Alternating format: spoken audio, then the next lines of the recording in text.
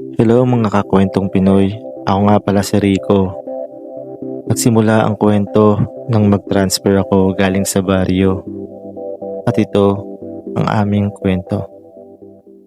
Ilang araw pa lang akong bagong lipat sa lungsod nang makilala ko si Marco, isang transferee mula sa ibang probinsya, kaputi, gwapo at kasing tangkad ko na 5'7". Sa unang linggo pa lang maangas na siya, masta, malikot, pangasar at palaging may kayabangan sa kilos. Isang hapon habang abala ako sa pagdodrawing sa aking upuan, bigla niya itong inalog ng malakas. Ano yan? Drawing mo? Pangasar niya. Nasira ang aking drawing at sa sobrang galit, hindi ko napigilan ang aking sarili. Tumayo ako at inambahan siya ng suntok. Bagamat hindi ko tinamaan, nagulat si Marco at biglang natigilan. Sorry, biro lang naman. Bigla niyang sabi na may halong tawa. Hindi ko akalain na magagalit ka ng ganoon. Agad kong kinalma ang aking sarili. Sensya ka na. Mahalaga kasi sa akin ang drawing ko. Mula noon, naging magaan na ang aming pag-uusap. Unti-unting nawala ang kaangasan niya at naging magkaibigan kami. Nagkapalagayan ng loob hanggang sa dumating ang bakasyon. Inaya niya ako sa kanilang bahay. Naalala ko pa noon, mga panahong iyon, digaypad pa ang mga cellphone. Nag-message siya, tara sa park, hanap tayo ng magandang babae at humingi ng number. Pumunta naman ako, bagamat totoo namang wala akong interes sa paghahanap ng girlfriend. Mas gusto ko pang mag-drawing, manood ng anime at mangolekta ng mga cards katulad ng Yu-Gi-Oh, Pokemon. Iba talaga ang mga hilig ko noon. Pagdating ko sa kanilang bahay, ay maliit silang tindahan sa baba. Nandoon ang kanyang mama, habang wala naman ang kanyang kapatid. Si Marco lang ang nasa itaas. Tara, sa kwarto na lang muna tayo. Anyaya niya. Pagpasok ko sa kanyang kwarto, bigla siyang naghubad ng t-shirt. Sandali lang, maliligo lang ako. Sabi niya. Doon, paramdam ako ng kakaiba. Habang nakahubad siya sa itaas, napatingin ako sa kanyang mga bisig at balikat. May kakaibang init na sumiklab sa aking dibdib. Isang pakiramdam na hindi ko maipaliwanag. Para akong napipipi, hindi makakilos habang nanonood sa kanyang paglalakad patungo sa banyo. Naiwan akong nakatayo sa gitna ng kanyang kwarto. Nag-iisa sa aking mga katangahan at sa bagong damdaming biglang sumulpot sa aking puso. Maya-maya ay lumabas na si Marco mula sa banyo. Basang-basa ang kanyang buhok at waring mas gwapo ito sa simpleng puting t-shirt na suot niya. May dalang 2 baso ng juice. Sensya ka na dati ha, sabi niya habang inabot sa akin ang isang baso. Hindi ko alam na ganun ka kaseryoso sa mga drawing mo. Umupo siya sa kama, malapit sa kinauupuan ko.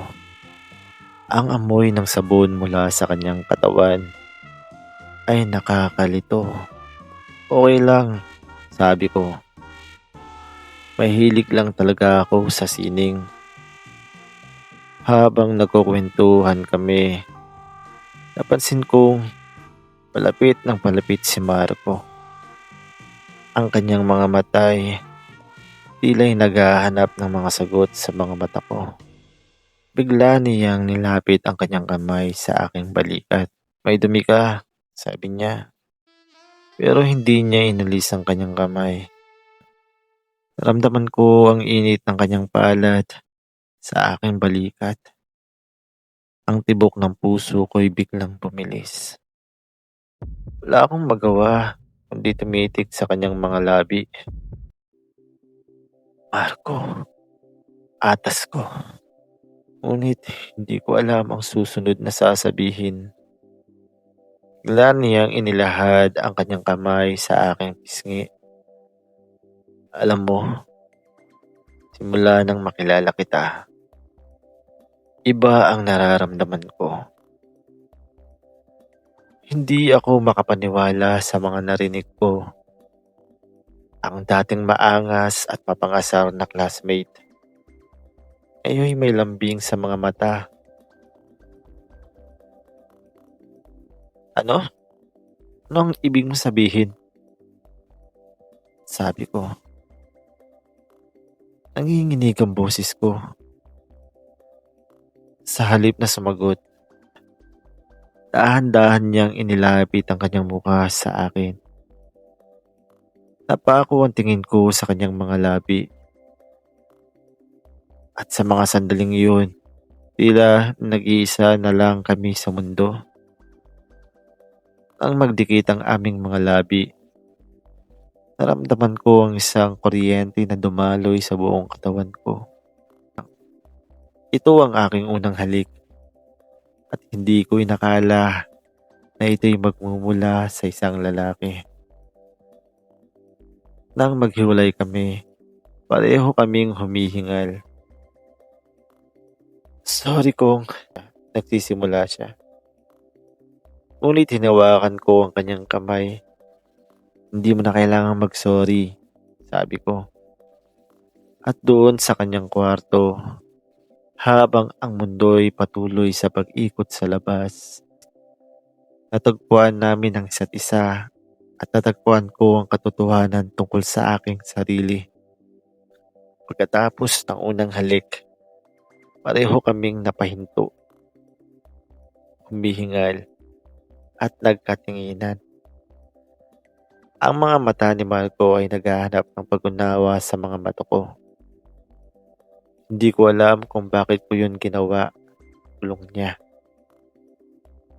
Ang mga salita niya ay parang tumunog sa kalawakan ng aking isipan.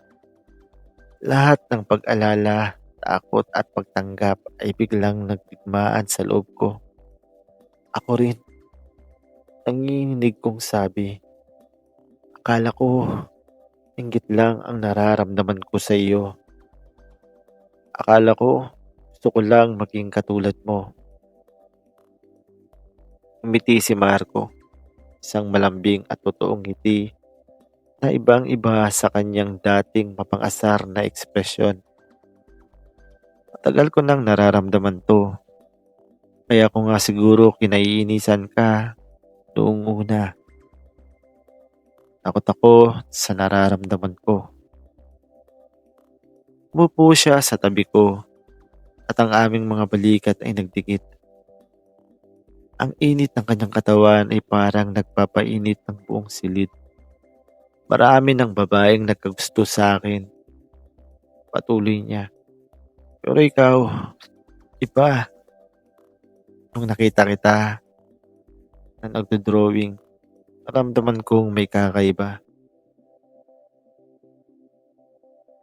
Habang naglalakad ako pa uwi ng gabing iyon, para bang ibang tao na ang nasa loob ng katawan ko.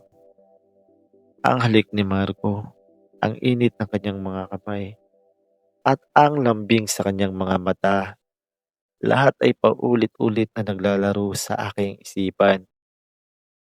Nang nasa aking kwarto na ako, hindi ko mapigilang mapailing sa sarili. Bakit ngayon ko lang nalaman? Bulong ko sa salamin. Doon ko lang napagtanto kung bakit ako naiinis pag nakikita ko si Marco na may kasamang babae. O pag may nalalaman ako nagkakagusto sa kanya, doon ko lang nalaman na selos na pala ang nararamdaman ko. Kinabukasan, nakita kami ni Marco sa park. Parehong tahimik sa una. Naglakad-lakad kami ng magkatabi. Ano ang susunod nating gagawin? Tanong ko. Humarap siya sa akin. Seryoso ang mukha. Gusto kong subukan kung ano to. Kaso natatakot ako. Natatakot din ako, amin ko. Pero mas natatakot akong itakwil ang nararamdaman ko. Hinawakan niya ang aking kamay at sa unang pagkakataon, hindi ako nagdalawang isip na ipagkait ang init ng kanyang palad.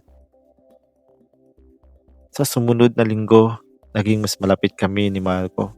Palihim kaming nakikita sa kanyang kwarto tuwing walang tao. o kaya'y sa malayong sulok ng parke kung saan walang nakakakilala sa amin. Isang hapon, habang nakahiga kami sa kwarto at pinakikinggan ng CD sa kanyang paboritong banda, bigla niyang sinabi, "Mahal kita." Ang mga salita niya ay parang bumitaw sa huling tanikala ng pag-aalinlangan sa puso ko. "Mahal din kita," sagot ko. At yun ang pinakatotoo at pinakamatapang na bagay na nagawa ko sa buong buhay ko. Ang gabing iyon, habang nag-iisa sa aking kwarto, hinayaan kong luhaan ang aking mga mata, hindi dahil sa takot o panghihinayang, kundi sa pagpapasalamat.